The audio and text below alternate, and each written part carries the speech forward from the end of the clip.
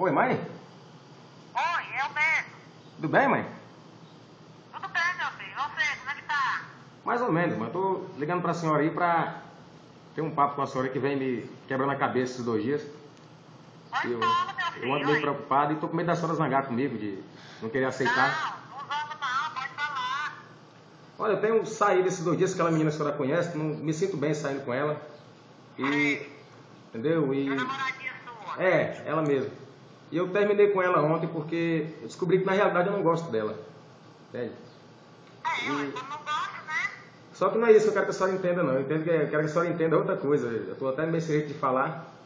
Mas Não, meu filho, fala. se a senhora quiser, eu saio de casa depois, mas a senhora sabe que. Né? Não, pode falar. Mãe, na realidade, eu quero que a senhora seja a primeira pessoa que saiba, entendeu? Eu, na realidade, eu gosto de um amigo meu, do Isaac, entendeu? Eu sou gay. É? Sou, infelizmente.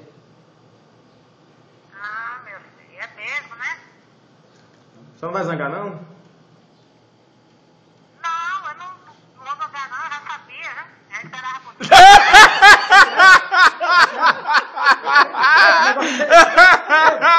Já sabe?